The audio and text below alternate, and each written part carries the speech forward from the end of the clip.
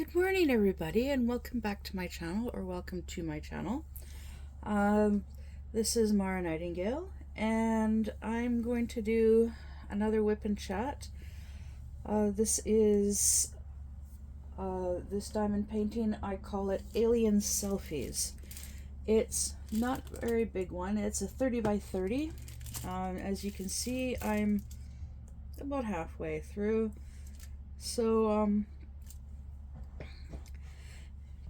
yeah, let's get started on it. Yeah, as you can see, it's not very big. It's only 18 colors. I think it's, excuse me, I think it's a cute little diamond painting that I got from Temu.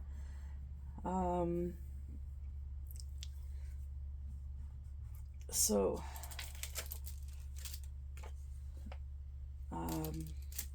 yeah, like I said, it's only 18 colors, and it's all alphabetical, in alphabetical order, as you can see.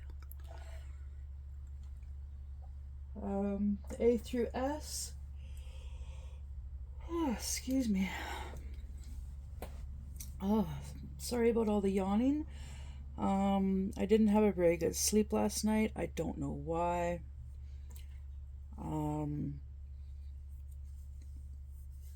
Yeah, I don't know why. I went to bed about 10 o'clock. I was still struggling to get to sleep around 3:30 this morning.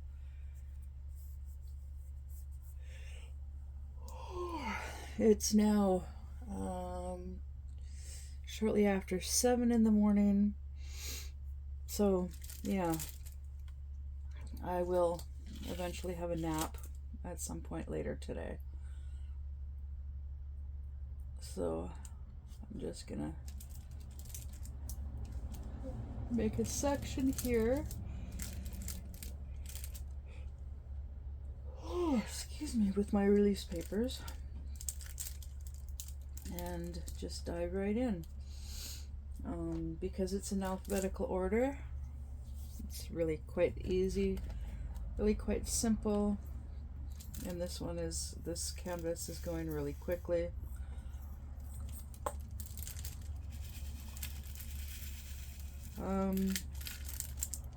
Yeah, I have a friend in Colorado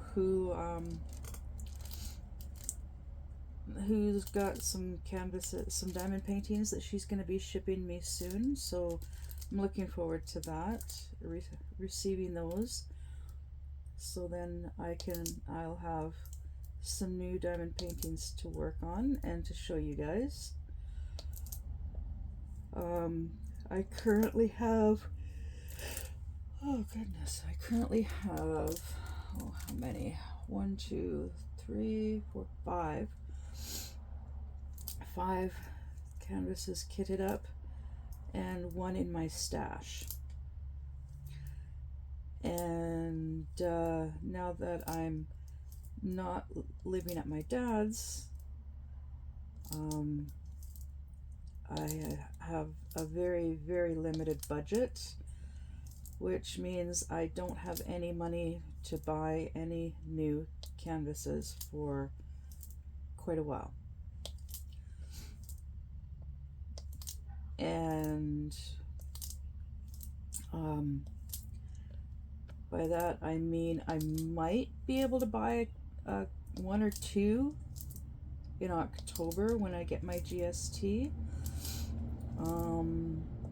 I won't be able to this coming GST because I'm shipping some completed diamond paintings to my friend in Colorado, and I also have to buy I have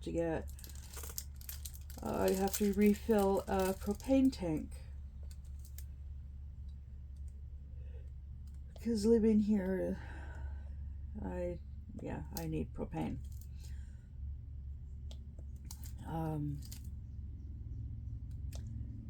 And I'm low on propane right now, so fingers crossed I have enough to pay to get through till my GST comes in.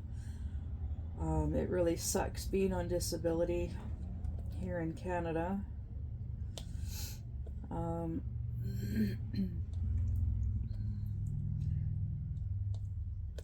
Because it's, yeah, I'm on being on disability, I get just over $1,500 a month. Out of that, it's $1,000 a month for where I'm living, and then the rest of my money goes to my phone, my insurance.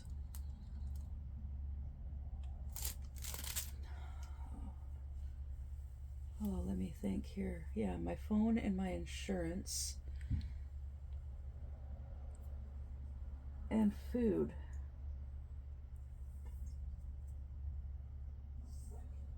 Oh, goodness.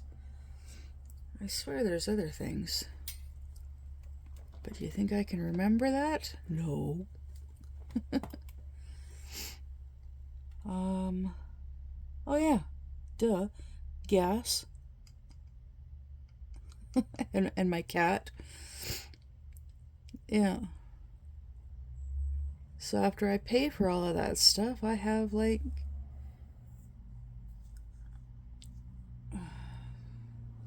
barely enough for food.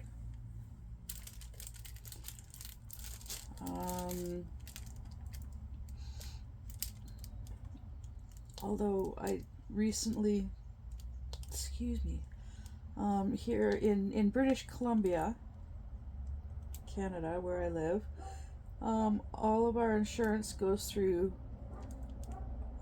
there's several insurance companies, but the head insurance is called ICBC.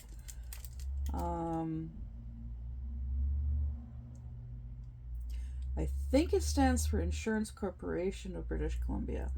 I think. All I know is ICBC is insurance for all of BC.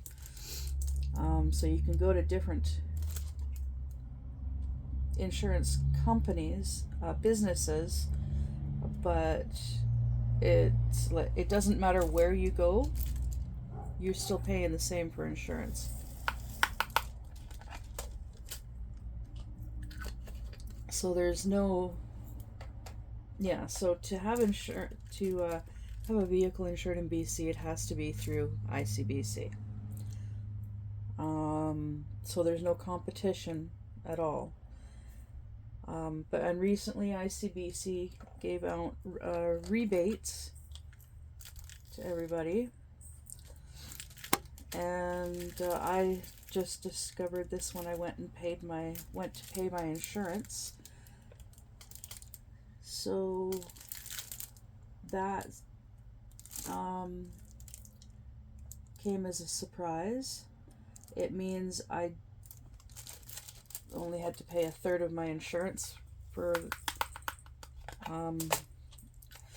June, and my insurance for the month of July is covered, is already paid for.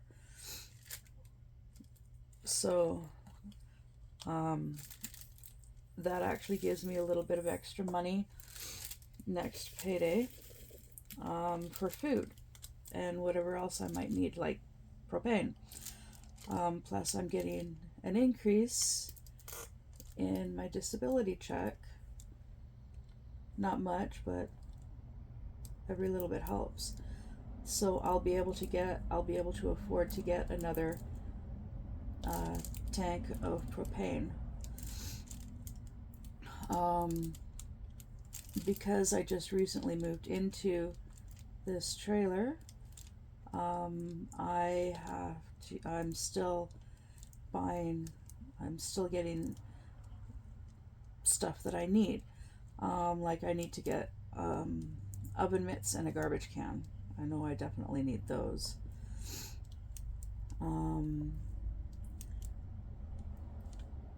But the majority of the stuff I already have. it was gifted to me. My parents they got a new air fryer, so I got their old one. They got a new toaster for their RV, so I got the old little toaster from the RV. I got new pots and pans from Temu that my dad's girlfriend ordered for me, bought for me. Got a set of plates, cups, bowls, and silverware. A set of 4 of each, and they're all made out of wheat straw, which is a new thing that I had never heard of before. It's fancier than plastic. So yeah, they look really cool. I don't have a silverware tray, so it's all just a big messy jumble in the drawer. So when I have the money, I'm buying a lot of my stuff from the dollar store. Yeah, so I'm really hoping to, I'm looking forward to the day when my channel here is monetized, because once my channel is monetized, I will be able to afford nice stuff. I'll be able to afford to buy order canvases, diamond paintings to show you guys. In the meantime, my friend in Colorado, she and I, we met on Facebook through a diamond painting group.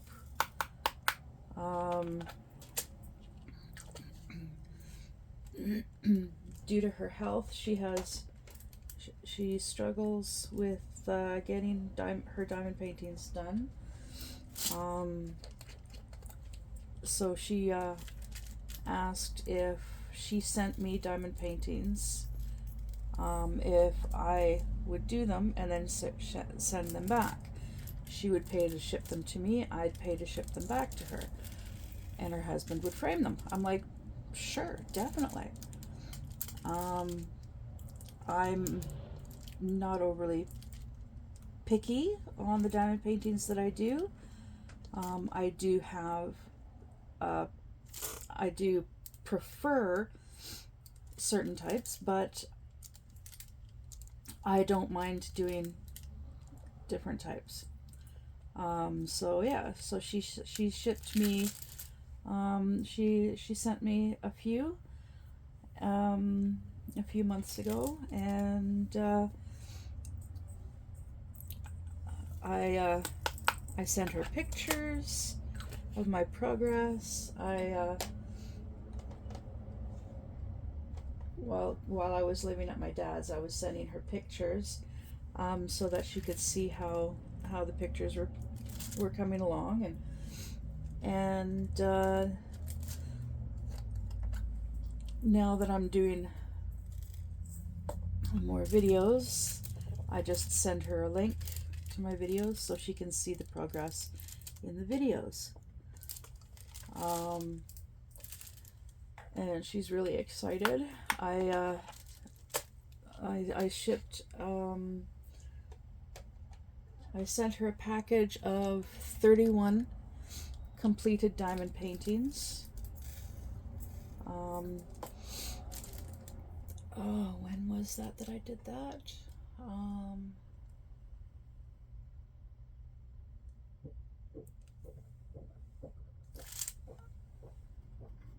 Oh, hang on. Sorry about that. My cat was just getting sick, and I didn't want you to hear it.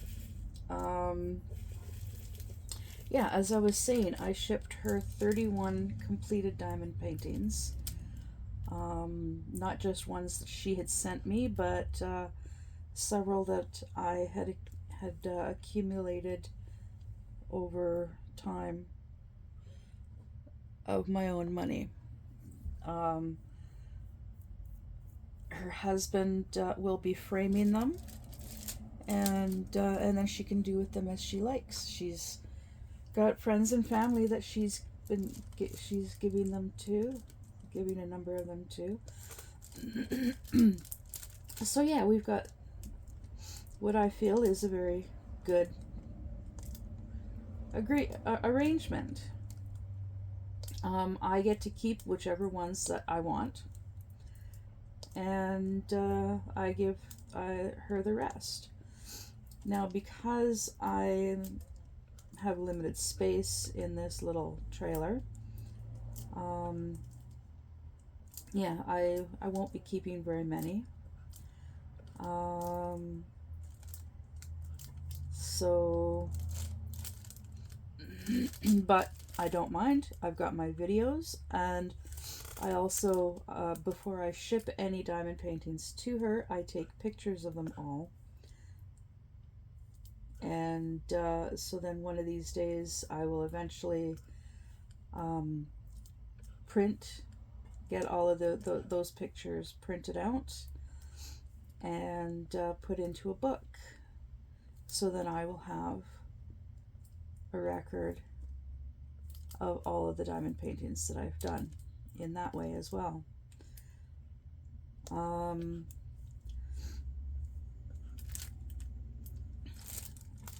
Yeah, so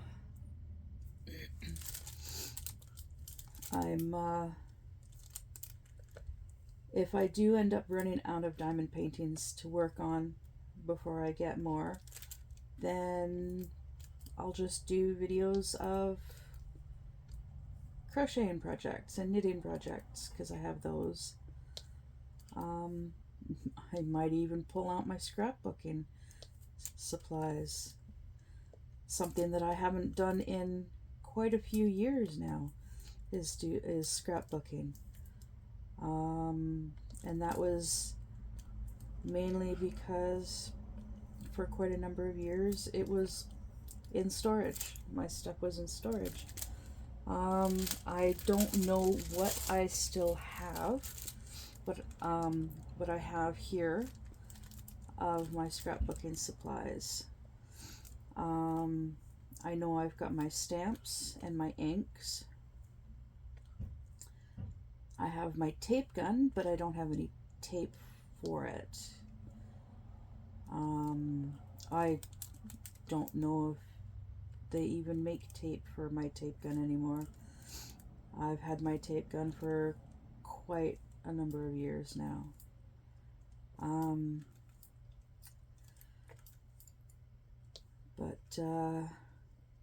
Yeah. It's crafts that I like, that I enjoy doing. I might make some ATCs, which stands for Artist Trading Cards. I was doing that for a while. I've also made business cards. I actually had one guy that was paying me money to make him business cards. And he went through a lot of business cards for a while there. And but I haven't made any for him in quite a few years now as well. But yeah, these are things that I enjoy doing.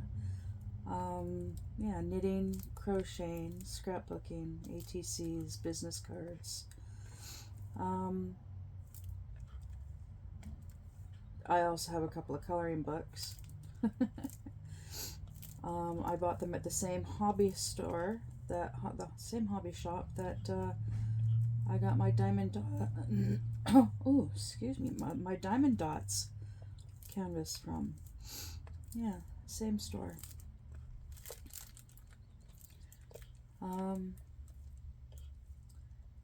Yeah, so I enjoy having things to do like that, crafts, things to keep my hands busy.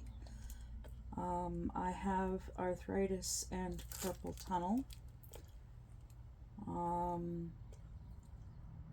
I did have surgery, carpal tunnel surgery, done on my right hand a number of years ago. So the pain in my right hand isn't as bad as the pain in my left hand. But since getting that surgery done, the carpal tunnel in my left hand isn't as bad as it was before the surgery, which is kind of funny because I got the surgery done on my right hand. But yeah, I still have the arthritis in both hands, and I have an appointment at the hospital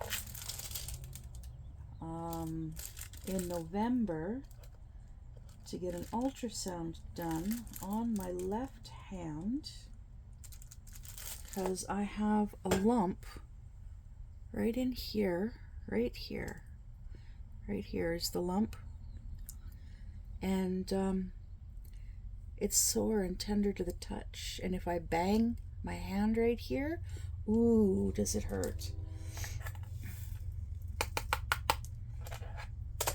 So I have to wait until the ultrasound gets done before the doctor will do anything to know if there's a risk in removing it. I would really like for it to be gone because it does cause problems, lots of problems.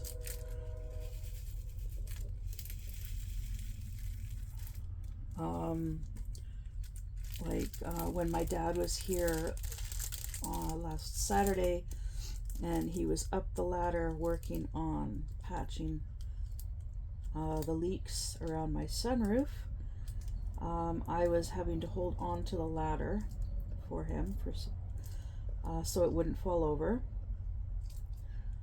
And unfortunately, my hands, I was holding the ladder with both hands and holding on really, really tight.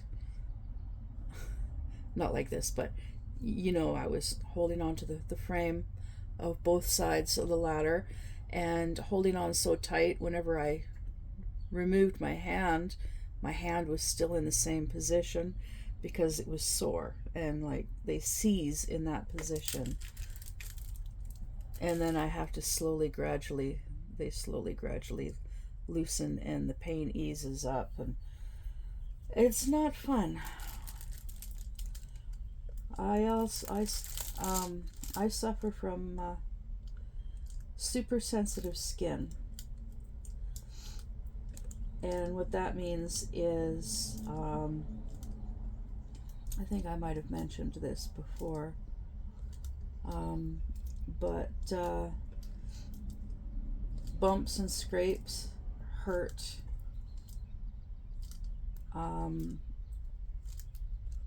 Are more they are more painful for me than for the average person.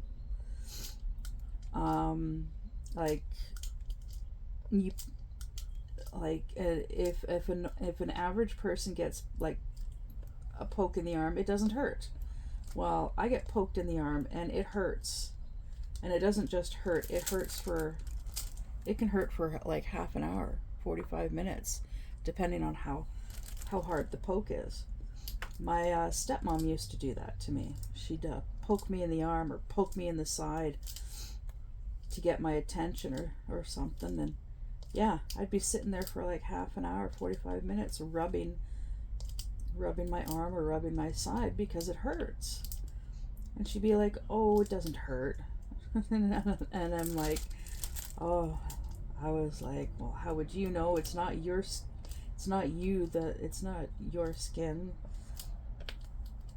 It's my body. I know when I hurt. And because of that, and I wasn't always like that. When I was little, yeah, it didn't matter. I was a little daredevil when I was little. But as I got older, my skin became more sensitive to touch. I stopped being so reckless and careless, and now I'm like, I'm a big scaredy cat. I'm like overly paranoid of getting injured.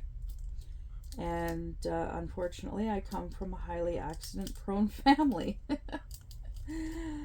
Oh, the stories of my dad. My dad used to work for CP Rail. That's short for Canadian Pacific Railway. Yeah, he used to work for, he worked in the bridge and building maintenance. So he was one of those guys that helped keep the trains on the tracks with the stuff that he did.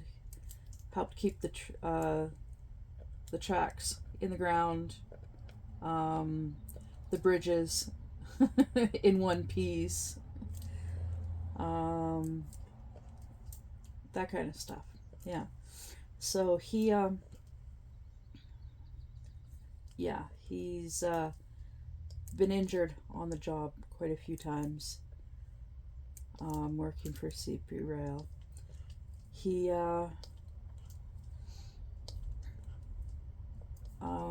once crushed a bone in his spine, and I remember talking about that once in one of my previous videos. Yeah, because like I said, like one of the bones in his spine, it's squished like a marshmallow.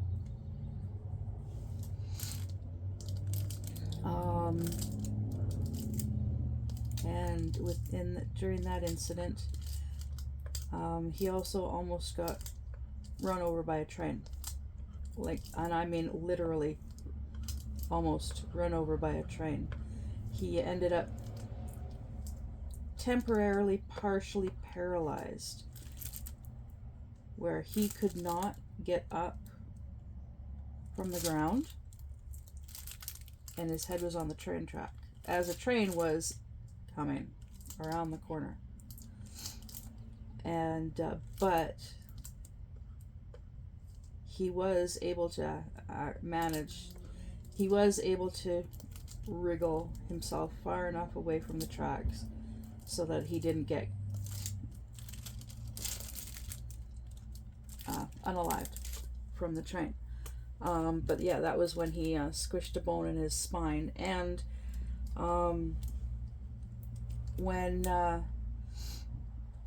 and he was stuck laying there for a while before somebody found him. One of his co-workers went out to see what was taking him so long at his work site, and found him laying there. And yeah, they had to call in a helicopter, and they strapped him to a board to the outside, and then strapped that to one of the legs of the helicopter on the outside, and flew him off to a hospital. And that was when they did x-rays, they did a whole bunch of tests on him. And that was when he crushed a bone in his spine from falling down an embankment. Yeah, he slipped and fell down the embankment. Lost consciousness very briefly, thankfully.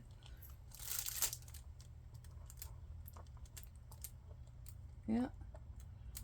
So yeah, accident-prone family. Or at least my dad is highly accident-prone. Or he was. He's a lot more careful these days. A lot more careful. His girlfriend, she keeps a close eye on him. And I keep saying girlfriend because they're not married. He's legally separated from my stepmom, but neither of them have gone through the process of actually filing for a divorce.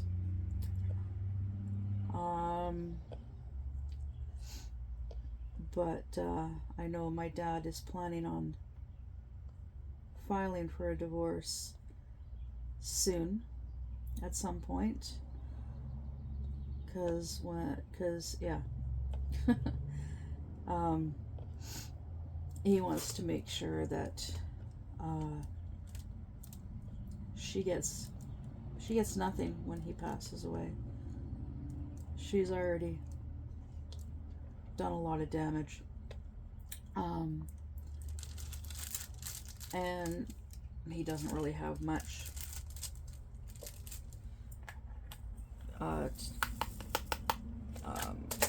to give when he passes away. Anyways, I know it sounds a little heartless, but we've talked about this a lot, him and I and his girlfriend,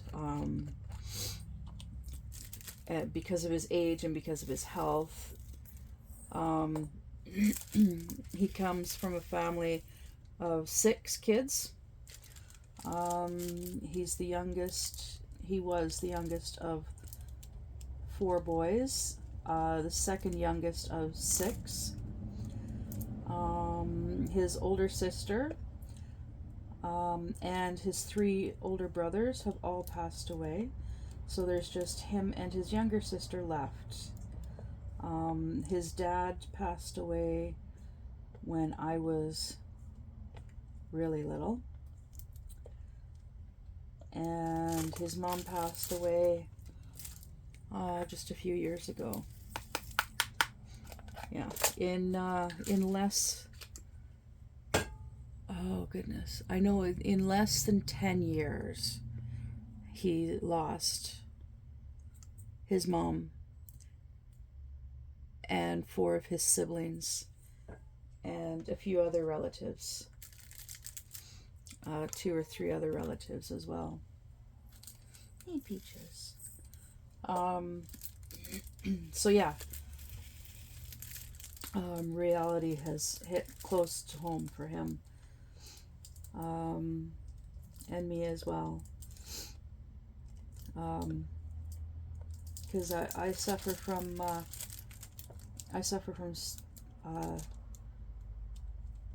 depression.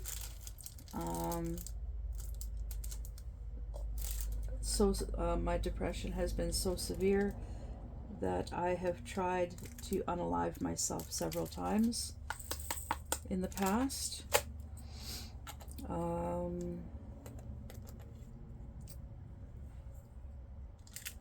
The last time, because I suffer from severe depression, and the last time that my depression got that bad was actually not too long ago when I was at my dad's, and I called 911 and asked for an ambulance to come get me and take me to the hospital because I was having difficulty breathing. I couldn't stop crying. I was just really, really upset. And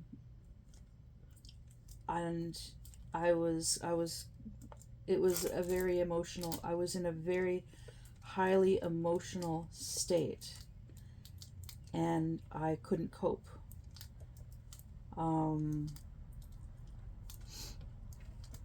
I've mentioned before, I am not a morning person. I have difficulty functioning first thing in the morning. I can do the bare minimum when I first get up in the morning. This here is something that does not require very much for me.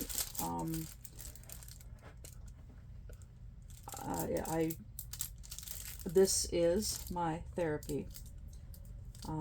This helps keep me calm, gives me something to focus on. It's something I enjoy doing, so it's something positive for me. That day in particular, I had an appointment with my counselor, and it was a little earlier in the morning than I'm used to, than I had to get up a little earlier than normal. My appointment was for at 9:30. So, and living at my dad's, there were certain things that I needed to do before I could leave to go to my appointment.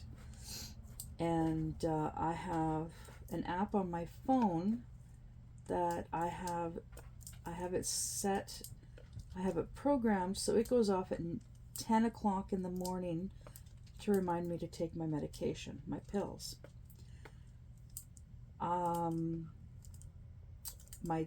I was getting things done before going to my appointment, and so I was getting my van set up. I had stuff in the van that I still like. I would have to put the stuff on the floor in the van to make sure so that it wouldn't fall onto the floor when I would go around corners and whatnot. And I had just finished cleaning the cat's litter box in the van when my dad came and started talking to me about stuff, concerns that him and his girlfriend were having with me, because they felt like I was not doing anything to look for a trailer or look for a place to park the trailer long term. And it's like, well, I was really frustrated with that in particular, because there's only so many places around here that like there's only so many campgrounds around here. There's lots, but like you can find every single one within like an hour and a half between in like 100-mile radius with doing Google searches and whatnot. Hour and a half, find them all. You can go onto their websites and check to see if they do long term over the winter, what their rates are for long term, like by monthly rates, and it's like, okay, so all of that research can be done in a day, really, 2 tops. Any that look, any with potential, you could spend a day calling them. So yeah, so like that doesn't take very long to do. And then looking for a trailer, well, it helps to have the money. I found several. They found several online within a certain price range. But then, of course, you got to wait until you actually have enough money to buy them, right? To buy one. And I was trying to save $1,000 a month to go towards the purchase of a trailer. Either a travel trailer, which is just a pull behind, or a fifth wheel. And so it's like, okay, yeah, so I'd find all of these ones like within like a 200-mile radius. I find like 10 that are like $5,000 and below. But then it's like, well, okay, so now you find you find these trailers, but then like what's like, you can't really go and ask them to hold on to it for a few months until you've got the money. And my dad was waiting for an inheritance. He's been waiting for almost 2 years for an inheritance from one of his relatives that had passed away. He doesn't know how much that inheritance is going to be for. But he planned on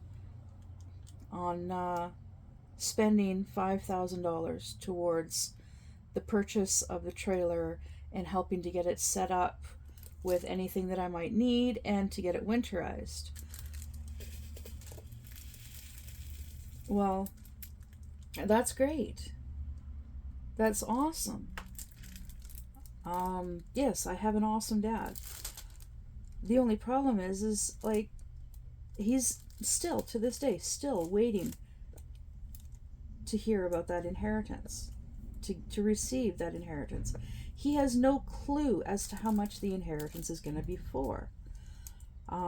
Because this relative that passed away did not leave behind a will. So it's being dealt with by lawyers, and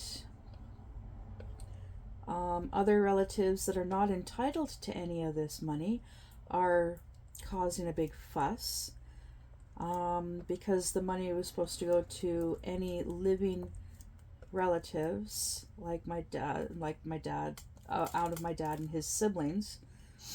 But any of his siblings that had passed away beforehand, like one of my uncles, none of his children were entitled to any of the money. My dad's siblings that passed away afterwards, their children are entitled, as well as my dad and his sister. They're entitled to the inheritance. But yeah, there are family members that are getting their noses in there and saying, "Well, I should get some of the money too," and blah blah blah, and what have you. And so it's just causing things to take longer than expected. So in the meantime, right after I moved here, I ended up having to. I had a really big phone bill. My phone had been disconnected, because I had lots of problems keeping up with the bills, living with my ex. So yeah, his phone is still in my name. He never put any money towards the phone. The phone bill. The phone bills always, the money for the phone bills always came out of my account. The internet was in my name, and the money for that always came out of my account. We both paid rent. His rent came off of his check. My rent came off of my check. He also smokes cigarettes and the doubles lettuce, so the money for that came out of his account. So I basically, he and I both paid the rent. I paid the bills. He paid for everything else, because by the time all the bills were paid for, I was lucky if I had $100 left in my account. And to go towards food.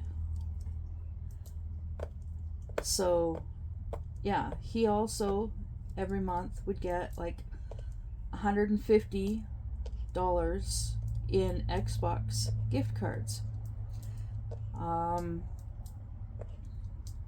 along with everything that he smokes.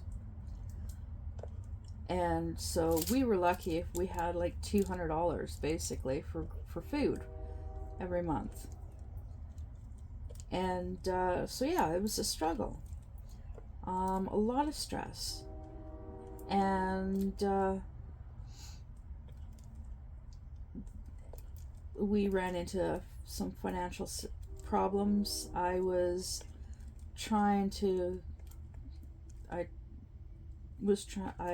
tried these online platforms for making money, and these platforms basically screwed me over. Well, let me just put it that way. They screwed me over. They ended up costing me a lot of money, and so the phone bill um, had I ran out of money for the bills because it ended up going to these online platforms that, yeah, Bitcoin currency stuff. And yeah, I thought it would be a quick and easy way to make some money. But yeah, they basically scammed me out of a lot of money. A lot of money for people on disability. The landlord was understanding, and he understood. I explained that I explained the situation to him, and he understood, and yeah. So, anyways, so that's how the phone our phones got disconnected. Made sure that the internet was paid. Yeah, but then I got fed up with the stress, not getting any help with anything around the house, really.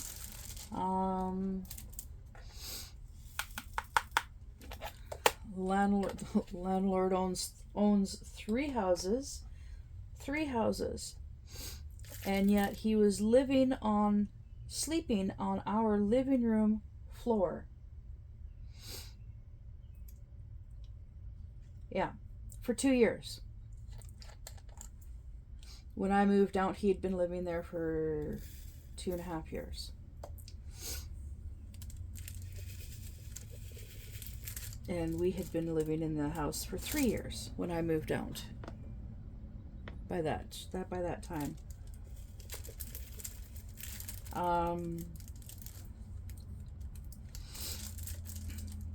It was a beautiful house, but it needs a lot of cleaning and fixing because of the people that were living in the house when we moved in there.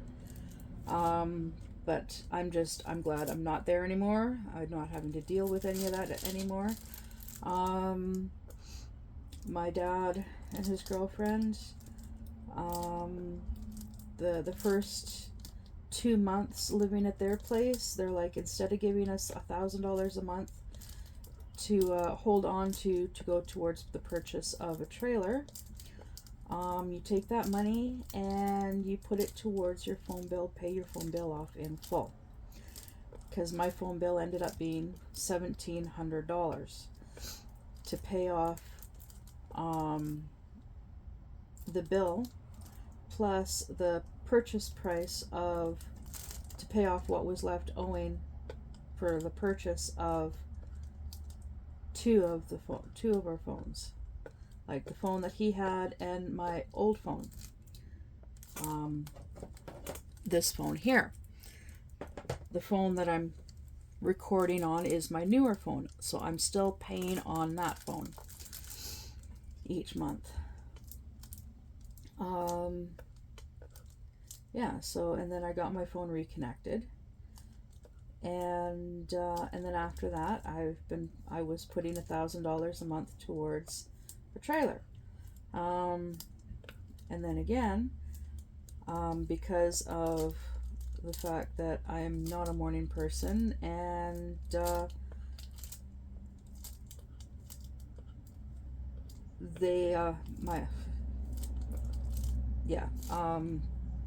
just my just little issues with living there.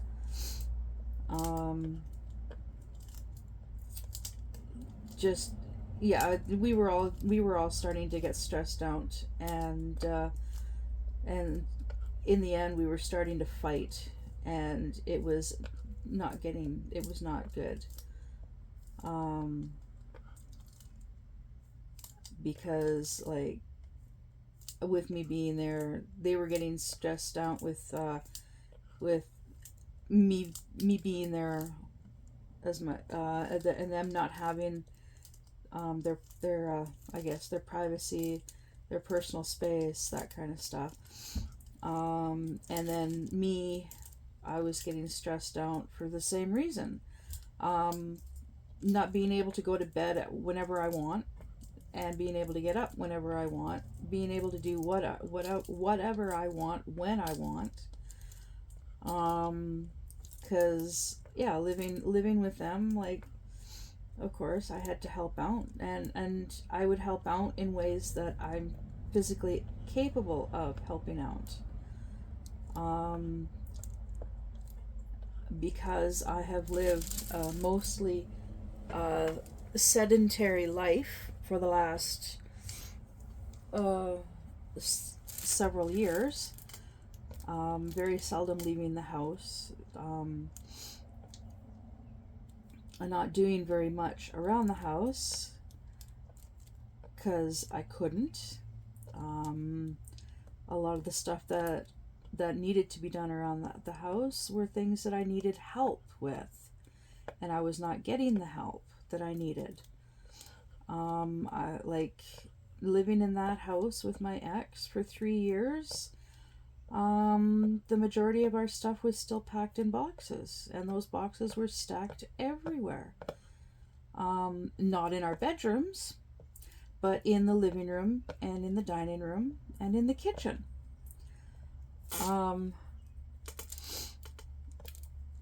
And we, like, when we first moved in, we started to slowly unpack some of our stuff, but then we had, like, in the bathroom and in the kitchen, but then all of a sudden we had stuff was going missing, and it turned out it was because of one of our housemates, because when we moved into a 3-bedroom, we moved into a house, the upstairs that had been, there was a separate upstairs apartment and a basement suite, basically. And upstairs where we were living, there was 3 bedrooms. And when we first moved in to the house, the 2 of us shared the smallest of the 3 bedrooms. There was an older gentleman and his nephew that were living upstairs. And the nephew, well, the older gentleman, he spent the majority of his time, when he was at home, he was in his bedroom. His nephew would come and go all hours of the day and night. He also had company that would come over all hours of the day and night. Come to find out, the nephew was selling stuff. Bad stuff. And there were a pair of brothers that were living downstairs, and they were the only 2 that were allowed to be living downstairs. They were also selling stuff.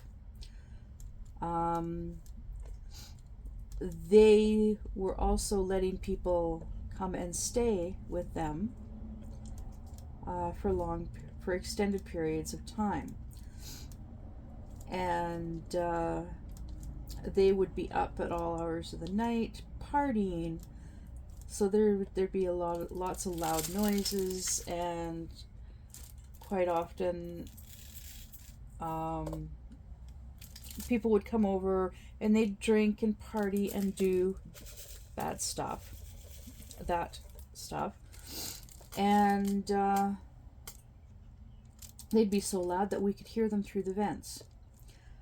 And it was not uncommon to have the police show up at least once a week to deal with the people downstairs.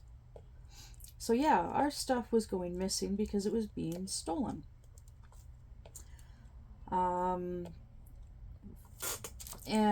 So we stopped putting our stuff out, like unpacking our stuff. We packed our stuff back up, and we limited the amount of stuff of ours that we had out.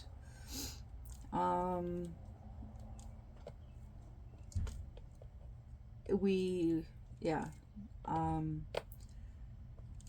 had Over time, we had a few confrontations with the nephew upstairs, and with the brothers downstairs. They had a slightly older couple. Oh shoot! Just a second. I gotta move my diamond painting because I don't want my cat laying on it. Come on, Peaches. Come on. Come on. Up you get. Yes. Let me move this so you can lay down. Oh. Yes, I'm limited in space. Limited with space. Sorry, Peaches. There you go. You can lay down now. Go ahead. Anyways. So yeah. We had lots of issues with those guys.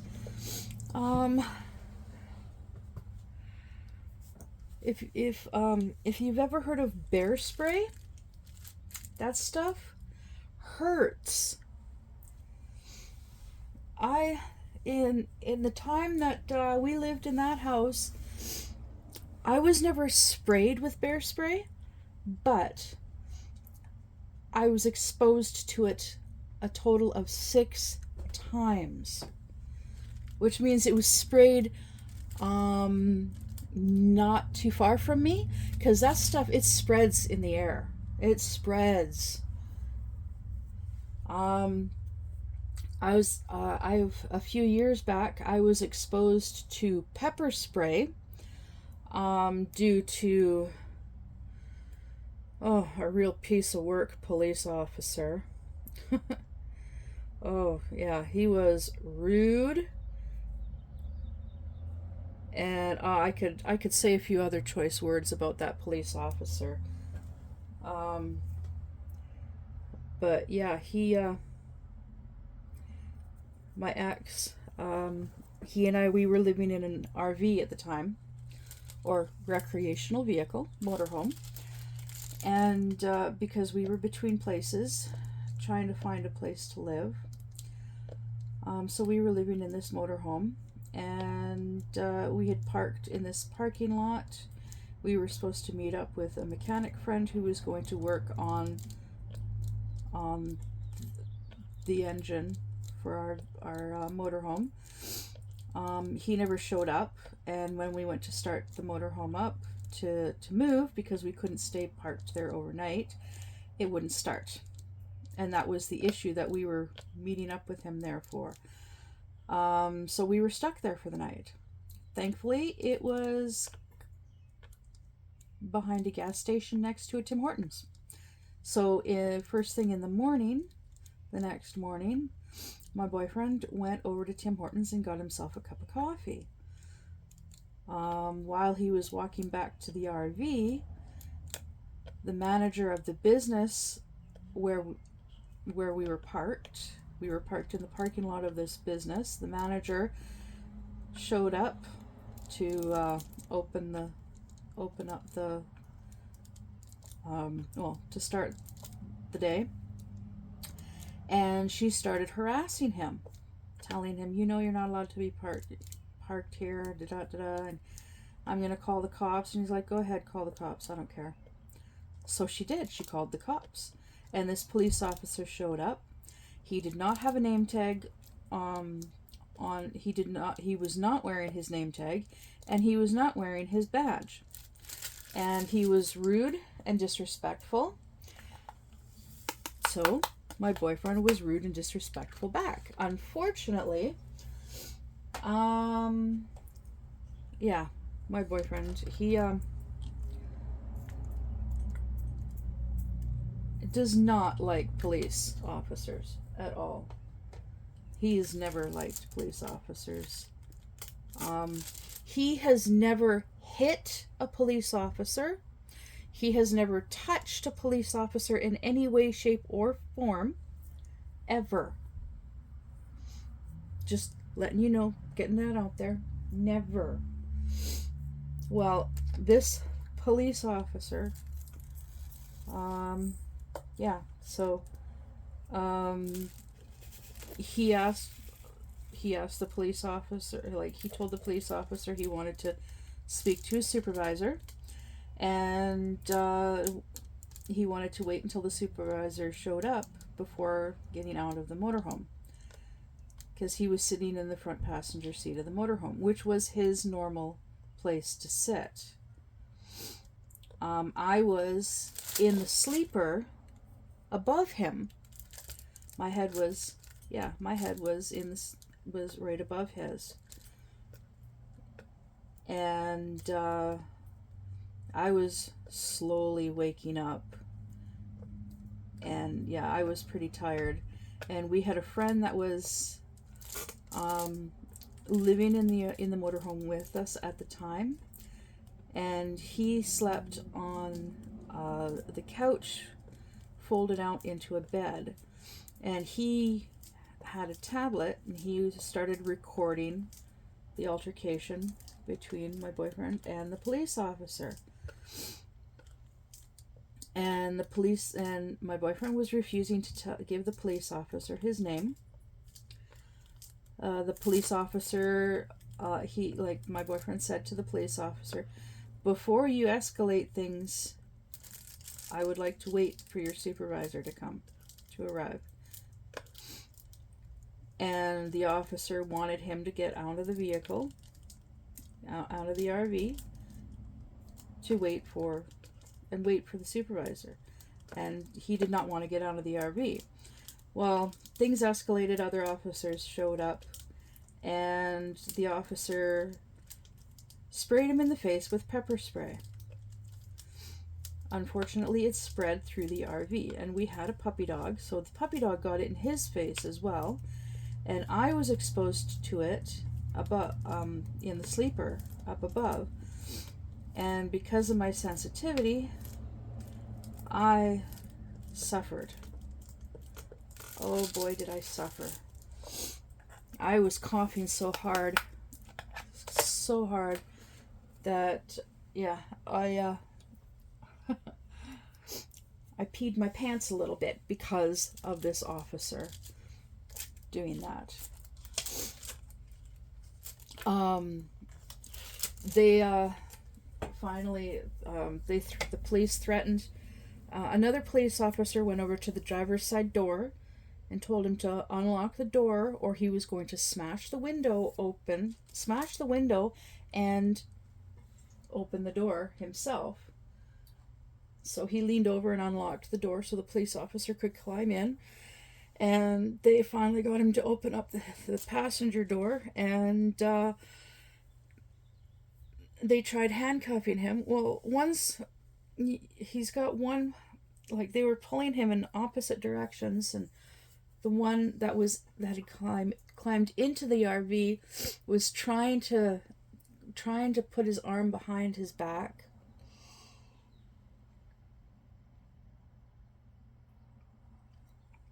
Sorry, just having a quick drink.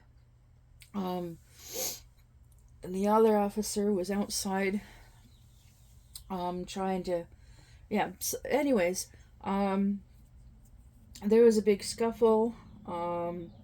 The police the rude police officer ended up punching my boyfriend in the head. And I'm not going to repeat what my boyfriend described his punching as. Well, actually, I just won't use all of the words. He told the cop, "You punch like a, he said, you hit like a B word."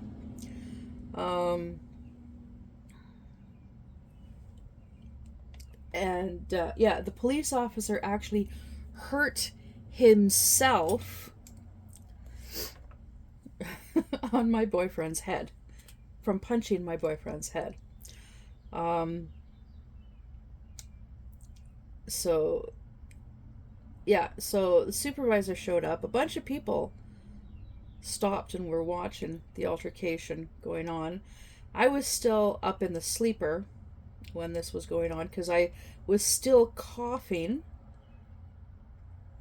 Oh, yeah, and the pepper spray barely fazed him, my boyfriend. It pissed him off. Getting sprayed in the face pissed him off.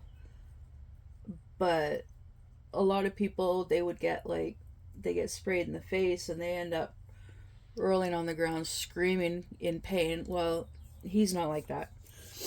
He has a very high pain threshold. Anyways, so yeah, he was pissed off. Um, our puppy dog got loose, got out of the RV because of these police officers. They got my boyfriend out of the van, out of the RV, and onto the ground, and he was not resisting arrest. He was not resisting arrest. And we got all of this on video, recorded the whole thing. Um, but yeah, they got him handcuffed. They got him into the back seat of the police car. They had the paramedics show up to check him over because of being sprayed with pepper spray. The paramedic was quite irate towards the police officer that sprayed him because my boyfriend he suffers from asthma, and yeah, he was pepper sprayed in an enclosed space. They also, when they wrestled him out of the RV and got him down on the ground, he was roughed up a bit. He ended up with scratches and bruises and tore his shirt. And yeah, they did quite the number two on him. Yeah, and the police officer assumed that he was going to end up staying at the police station and going to jail. Well, that didn't happen. Right after all of the police left, I went into that particular business whose parking lot we were parked in, and I asked if they had a way of helping jumpstart my vehicle. Like, I went to the front desk, and I could see the manager, the lady that called the police. Her desk was a little further back, but within full view. She saw me walk in. She recognized me because this wasn't the first time we had been parked there. This was the second time, but she obviously recognized me. But she stood up, and I'm guessing she assumed that I was going to cause an issue in the business. But I went up to the front desk, to the lady at the front desk, and there was a man standing behind her at a filing cabinet. And I just said to the lady, is there someone here that could help me jumpstart my vehicle because my vehicle won't start? And the gentleman standing behind her, he's like, oh, is that your vehicle out there? And I'm like, yes. I can't get my vehicle to start. That's why I'm parked there. He went and he got a portable jump starter and brought it out. It didn't work. He went back in, got another one, came out. That one did not work. So this friend, he went over to the gas station in front of this business, and he found a guy with a pickup truck and asked that guy if he could help. He had just finished gassing up. He asked if he could come over and help jumpstart my RV. And the guy's like, yeah, sure. So he came over with his pickup truck, and we were able to jumpstart the vehicle and leave. Now, I know none of this would have happened if my boyfriend had not told the woman to call the cops. When apparently we found out afterwards, when she phoned the police, she said that he was yelling at her and harassing her. If he had been yelling at her and harassing her, it would have woken me up, because my head was right next to the window, which was right above where he was outside and where she was outside. They would have woken me up. I didn't wake up until the police officer showed up. So, yeah, she lied about him yelling at her and harassing her, because he was not yelling at her or harassing her. Because, yeah, but anyways, so he actually was released shortly after getting to the police station. He was released. But yeah, he met up with us, and I took him up to the hospital to get him looked at, to get him checked over by the doctors, so that we had proof of injuries. I also took pictures of him, of his injuries, so that we had proof that he was physically assaulted by these police officers, because he was. He did not lay a finger on any police officer, but they physically assaulted him. They used unnecessary force. And it's kind of understandable. He's 6'2", 300 pounds. And yeah, if he had wanted to hurt them, he could have hurt them. With his record, with his history of violence, he could have beaten that police officer severely.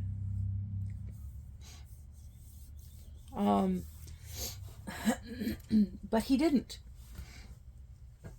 because he's not an idiot. He's not stupid. He's not gonna do something that he knows will 100% guarantee to put him in jail. He doesn't want to go back to jail.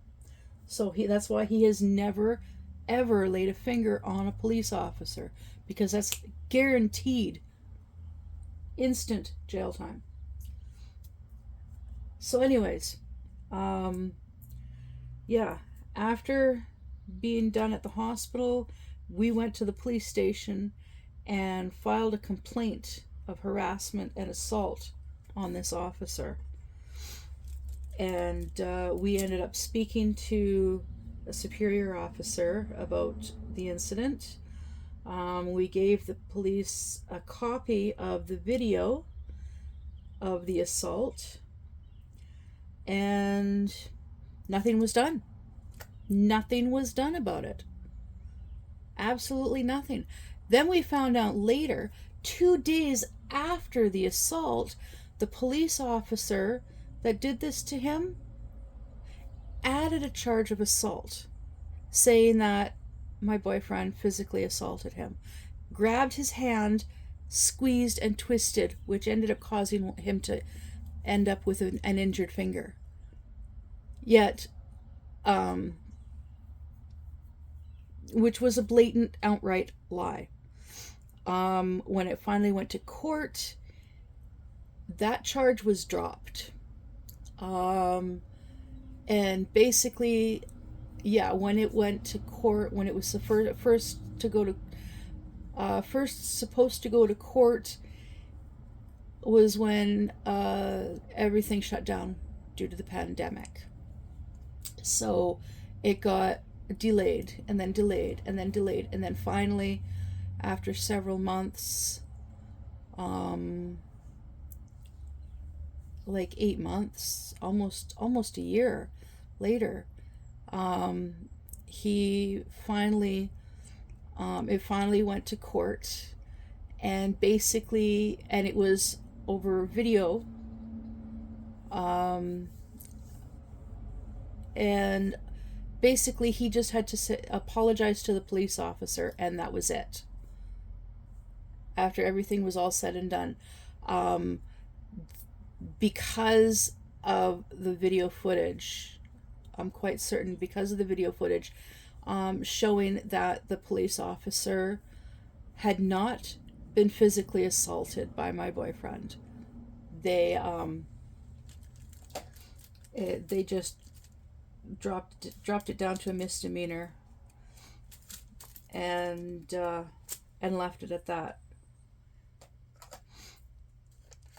So yeah.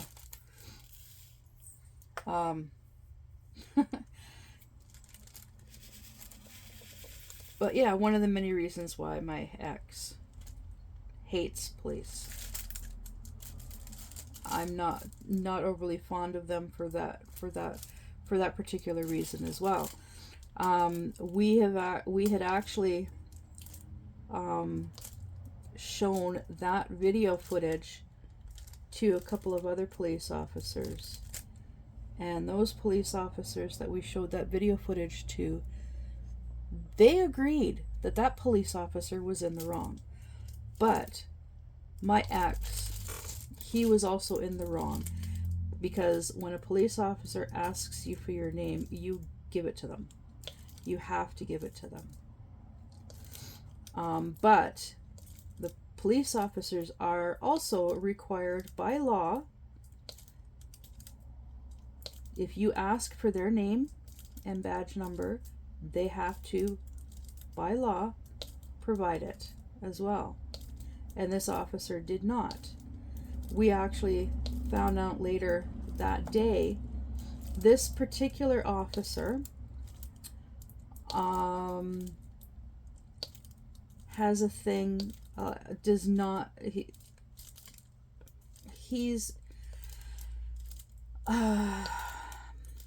treats homeless people like crap.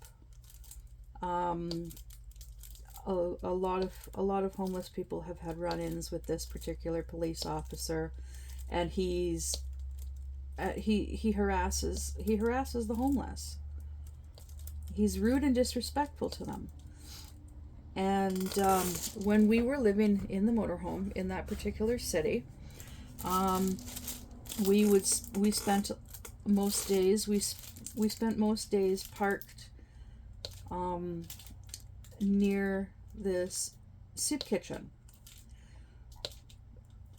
at this little, well, they call it a park, but it's just like a strip of lawn with some trees where the homeless hang out a lot, which is like right by the soup kitchen. And police officers patrol the area sporadically. And yeah, one of the police officers that day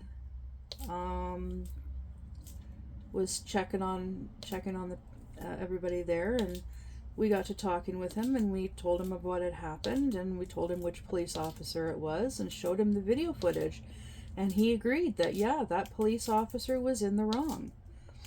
We talked to people at the soup kitchen about it. We told them what police officer it was, and this one woman, she overheard us, and she's like, oh yeah, I had a run-in with him a couple of months ago, and told us some stuff that he did to her. And it's like, oh, lovely. Yeah. But nothing was ever done about it, because, oh yeah, the cops here are great, unless you're homeless.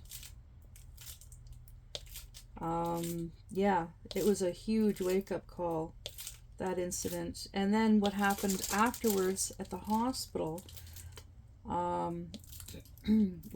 because he was getting checked over by a doctor and a nurse, and while he was being looked at, I had to get some blood work done, so I was in a different part of the hospital for that. And yeah, the nurse that I was dealing with, she was all nice and polite and friendly and whatnot, until she asked me for my address, and I told her, well, I don't have a fixed address. I'm currently living in a motorhome. Well, then her demeanor just completely changed. Complete 180. Now she was cold and distant. And it's like, for me, when I get blood work done, because of my sensitive skin, yeah, they have to be very careful with what needle can be used and whatnot, because my body gets stressed out from the pain of a needle, to the point where, like, they'll find a good healthy vein, they go and they go to poke it and it disappears. Like, it just, like, it's like it just shrinks up and it's gone. Where did the vein go?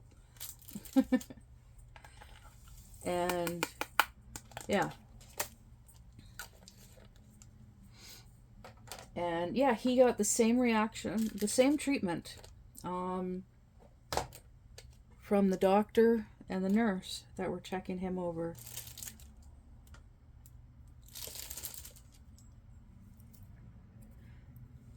Because unfortunately, a lot of homeless people that end up going to the hospital get treated that way. They get treated like they're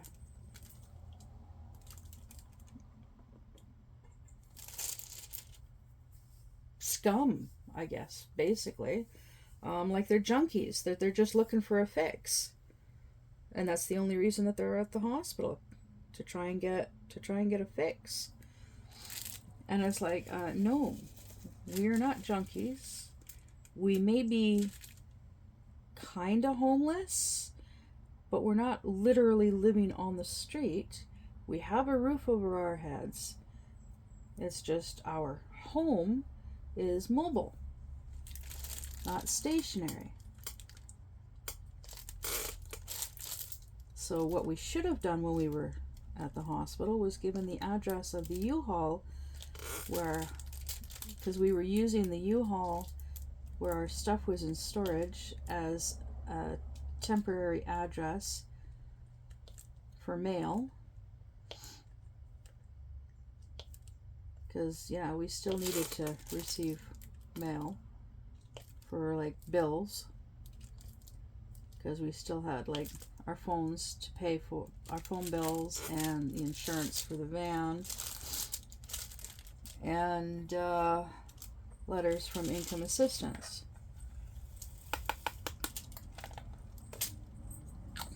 But, yeah, we were both given, like, yeah, we were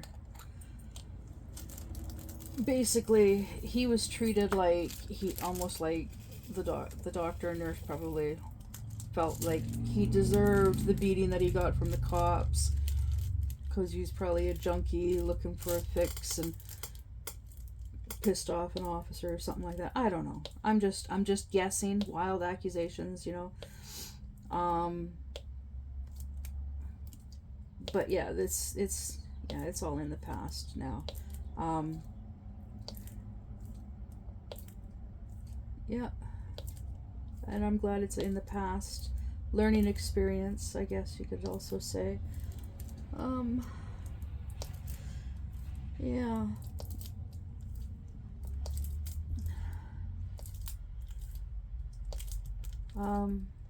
So yeah, I know I went off on,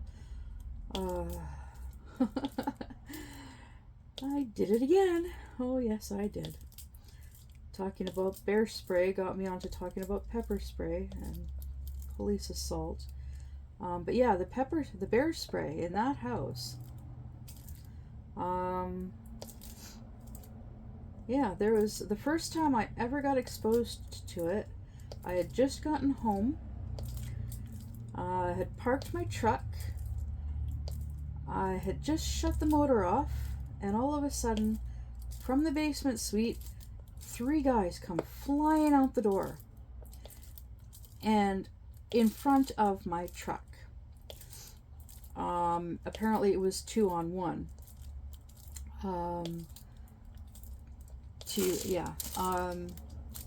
It was a 2-on-1 altercation, fight, and the second guy that came out the door had a can of bear spray and tried to spray the first guy in the face. And I'm, in the meantime, sitting in the cab of my truck,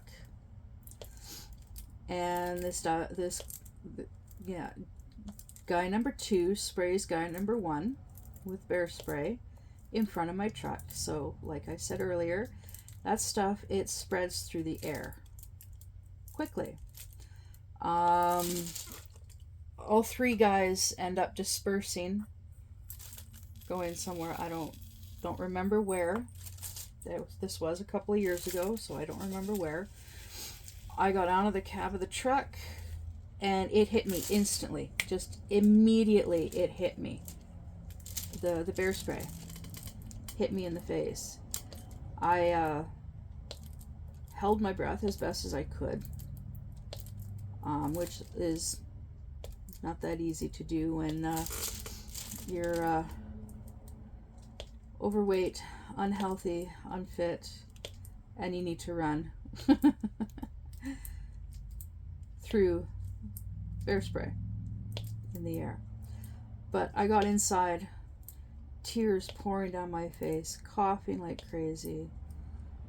I was upset, and I suffered for a few hours from that. And that was done, and then that was outside. Another time, the nephew from upstairs, by this time he had been evicted, kicked out, so he was no longer living upstairs. Instead, he kind of moved downstairs. And he was downstairs, and my boyfriend went, and like they had music blast blaring downstairs, and my boyfriend went and banged on the door and asked them to turn the music down. And then he turned around and he was going back up the stairs, coming back to upstairs, when the nephew came out from downstairs and shot him in the face with bear spray. And that was outside as well. So, yeah, and then my boyfriend, he walked into the house. He came into the bedroom. I was in the bedroom. We were still together, living in the bedroom together. And he came into the bedroom to change his shirt. And just being in the general vicinity of it, with it being on him and on his shirt, on his clothes, I suffered. Oh yeah, I suffered again.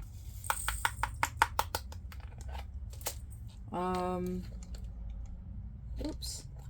I see some more that I missed. So yeah, lots of drama in that house. The landlord tried getting rid of the guys downstairs, the squatters, because there was a lot of stuff going on down there. Lots of illegal stuff was going on down there. Apparently they had been stealing bicycles around town, and so they were running a bicycle chop shop out of the basement suite. The landlord actually had the power shut off to downstairs, and yes, it is against the law to do that, but he did it anyways. He told the power company there was nobody living down there and to shut it off, so they did. This was after he had given them an eviction notice, and they just stopped paying the rent and didn't move out. And he tried to get rid of them. He tried getting rid of them. The police kept getting called to deal with them, to get them out of there, but the police couldn't do anything legally. Kept calling bylaw because of noise complaints and whatnot. It got so bad that bylaw refused to come over. They're like, call the cops. We will not come out there anymore to that address. It's like, oh, yeah, we call the cops, and the cops, they did not want to have to come and deal with it. but it was the only way that we could get them to like stop certain things. But there was nothing else the police could do. They could not forcibly remove them without a court order, and the landlord was unable to get a court order. Not a very smart guy. But anyways, yeah, so he disconnected the power to the basement suite. So what the guys did was they tapped into the power upstairs through the wall. Yeah. Big holes in the walls, downstairs, exposed wiring, extension cords everywhere down there. I kept smelling acetone.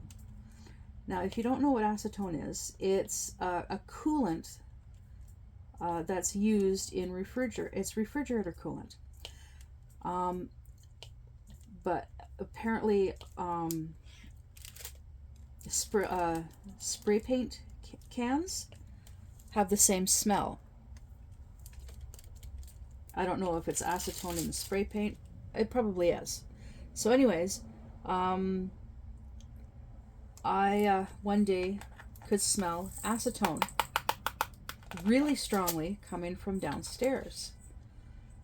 So I called the fire department about it, because whenever I smelled it in the past, I would tell the landlord, but nothing ever got done about it. So I finally got fed up and I called the fire department and said, yeah, there's a strong smell of acetone coming from downstairs. So some firefighters showed up and they came in and they're like, oh yeah, that's really strong. And then they went downstairs and they were spray painting stuff downstairs. But it just took the firefighters looking around once downstairs. They went back to the fire department, fire hall, back to the fire station, told the chief of fire chief, whatever. And the fire chief actually wrote up a report or whatever. And the next thing we know, we've got police, bylaw, and fire department on the doorstep kicking everybody out from downstairs, because the downstairs was a fire and safety hazard because of all the exposed wires and the extension cords running all over the place and the holes in the walls and all that stuff. Like, they destroyed the downstairs. Like, it was unlivable. So everybody got kicked out. And of course, by that time, there was just the three of us upstairs, because the older gentleman had moved out. His stuff was still there in his room. The landlord never did anything with that, because the guy owed him like $4,000 or $2,000, $3,000. I can't remember how much, but owed him several $1,000s for background. And the guy kept saying, oh yeah, I'll pay you. I don't like owing people money. Never did. To this day, I don't think the guy ever did. Because he went and was staying with his sister, and then next thing I know, I was friends with him on Facebook, and one day I got a post. Like, he had posted on Facebook that he got a new place and he was settling in, and it was a nice place and this and that, and it's like, oh, lovely. He's got his own place, which means he's paying rent there, which means, yeah, our landlord is never going to see any of that money. And we had told him that so many times. But yeah, so anyways, now all of a sudden we've got this whole entire house, upstairs and downstairs, just for the three of us. We had originally told the landlord, my boyfriend and I, would help him with cleaning out the downstairs once those guys were gone. We'd help him clean it out, clean it up, fix it up so that he could rent it out. Well, now all of a sudden the police, and by law, the fire department, they're all saying, well, it's unlivable, it's unsafe, nobody's allowed down there but the owner of the house.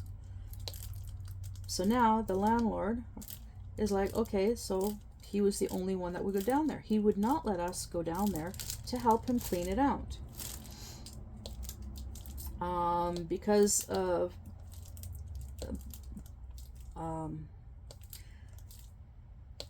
because he couldn't yeah, he since COVID struck, he had stopped working. He had his own business, and he just stopped taking on clients. So yeah, he stopped working. He was living off of the money that he was getting for rent from everybody in the house, both upstairs and downstairs. And that dwindled down to basically just what he was getting from my boyfriend and I, which was not enough for him to live off of in one of his houses, which was the reason why he continued living with us in our living room. He eventually did end up getting a job working for another company, so he was making money to be able to afford the mortgage on the house, because he still had a mortgage on that house, but both of the other houses had been paid off in full, so he didn't owe any money on either of the other two houses. So anyways, he's living in that house, cleaning up the basement. He did like 2 or 3 dump runs with my truck. He did pay to use, every time he used my truck, he did give me money, and he also put gas, well, it was a diesel truck, but he'd always put fuel in the truck, which was nice of him to do. But yeah, he did like 2 to 3 dump runs of garbage from downstairs. After that, he'd put a little bit of garbage out each week into the garbage cans. And that was it. He probably still had like half the downstairs to clean out when I moved down to there. And like, if he had let my boyfriend and I help him with the downstairs, we would have had the whole downstairs done in like a week. We would have had everything out of there and gone within a week. Because in that part of the city, like, we could have just stuck the stuff out on the side of the road, on the sidewalk, and people would have taken it. Go ahead, take it, it's free. Free? Okay, I'll take it. Yeah. But then again, everything that he pulled out of that basement was like, it was garbage. Everything was garbage. It was so gross. It was disgusting. Like, yeah, it was disgusting. In the time that we lived there, they went through, they got rid of 2 different refrigerators. And each time they just stuck the refrigerator outside in the backyard. They would just throw, when they did put garbage out, they just throw it, make a pile of it out in the backyard. They didn't care, because they knew the landlord would get rid of it, and he did. And I actually helped him a couple of times with doing dump runs of garbage that the people from downstairs just tossed out in the backyard. And like, it's enough garbage to fill my truck each time. One time, we actually, because you have to recycle like televisions and electronics and appliances, we took, in 2 different trips, we took 10 TVs, television sets, to the recycling and not one of them worked. They were all broken. And they all came from downstairs, because these guys, they would buy them or steal them, I don't know, and eventually trash them. Same thing with stereos. Anything that they had, anything that they got ended up getting trashed, because they'd party and they'd get wasted, and there'd be a fight or whatever, and they would smash things. The landlord ended up having to, he boarded up all of the windows down for the basement, because almost every single one of them had a broken window. Just about every single one. And upstairs we had 2 big windows. The only 2 big windows upstairs were broken. One had a big crack in it. The other one was had a brick thrown through the window. Yeah. And yeah, he when the big picture window in the living room, when that got smashed with a brick, all he did was he took some cardboard. He covered the hole, both inside and out, with cardboard. And then he completely covered the window, the whole entire window, inside and out, with aluminum foil. And then left it. And it was like that for a year before I moved out. Yeah. So, yeah. Oh, God, yeah, it was so gross. We couldn't use the sink in the bathroom because the drain was plugged.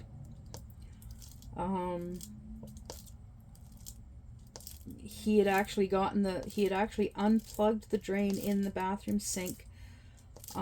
He said a total of 3 times while those guys were living upstairs. One of those times was while we were living there. The last time that he unplugged it was when we were living there. And within a matter of days, it was plugged again.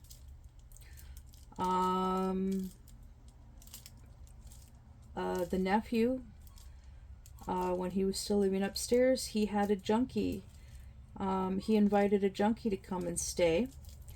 Well,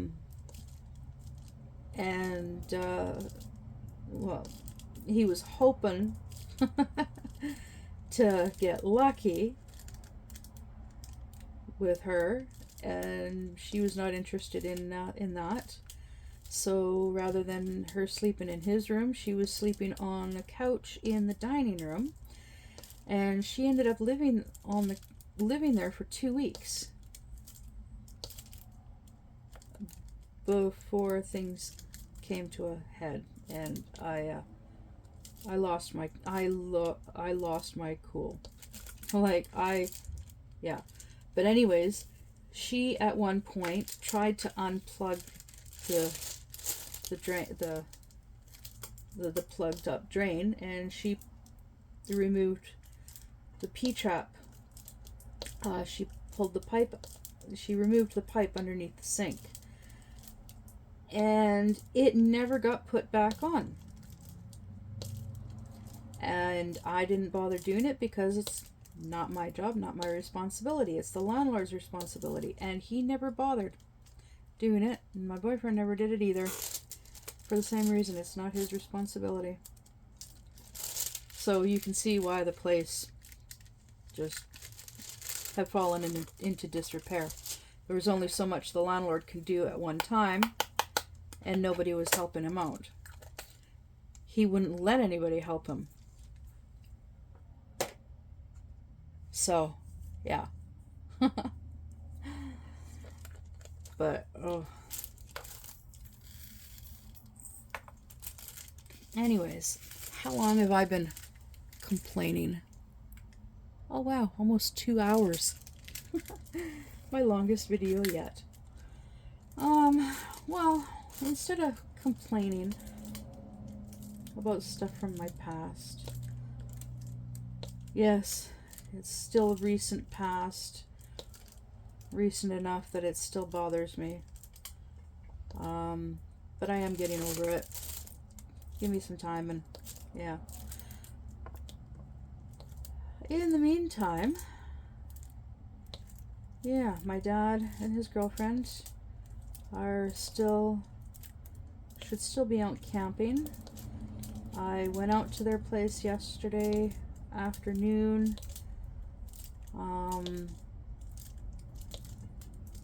Before it rained it did rain last night for a bit. But yeah, I went over to their place and I just quickly loaded what totes of my stuff I could find. So I've got 9 tote bins in my van right now because I went there, loaded the 9 totes, came home, parked the van, and came inside. I'll gradually pull the totes out and have them outside the RV. Have them outside the trailer until, and then I'll just gradually go through them, bring stuff in. Yeah, there's books in almost every tote. Books that are gonna go into my bedroom. And yeah, I gotta get off my butt and actually read them, because a bunch of them I'm gonna read them and then get rid of them. Others are for definite keeping. But yeah, I need to read. There are certain ones that I want to read and then get rid of them. And then there are some that I want to read and I might keep them. I might get rid of them, depending on how I feel about the books after I've read them. So yeah, maybe in some later WIP and chats I'll talk about the books I'm reading. So in the meantime, I think I will finish this section off camera because yeah, I've been talking for like 2 hours now, just about. And yeah, so I'm gonna finish this section, and I got some dishes to do and a litter box to clean, and I should get my van unloaded, get that stuff done, and then yeah, my parents should be back tomorrow, and then Sunday after the farmers market I'll go over to their place and get laundry done. I gotta wash my bedding as well as my clothes.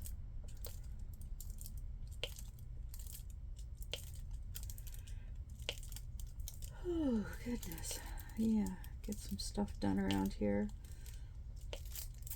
make this place look nice and pretty, hopefully.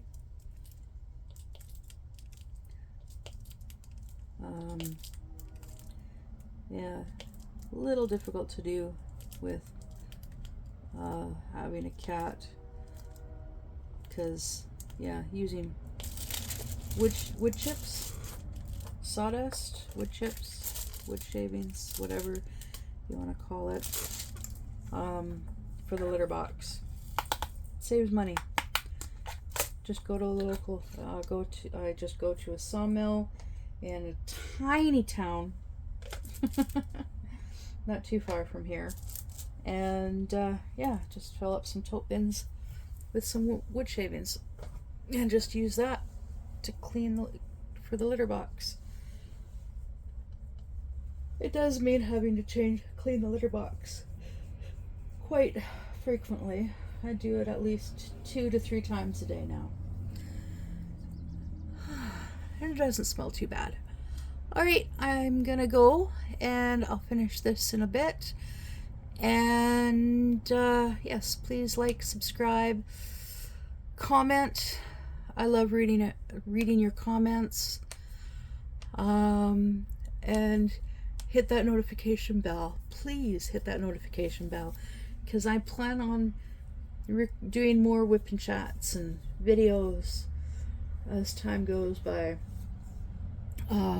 Now that I'm all set up here and things are going good and all that stuff, and yeah, and I'm looking forward to getting some new diamond paintings, hopefully soon.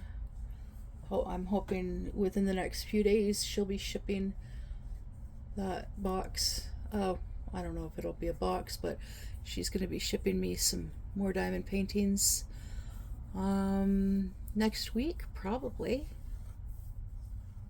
Yeah. Excuse me, I gotta message her and ask, see what's going on, see how she's doing. Yeah, and see some more pictures of her grandson and her new kitten and her new puppy dog. Yeah. Okay, we'll talk to you in the next video. Bye.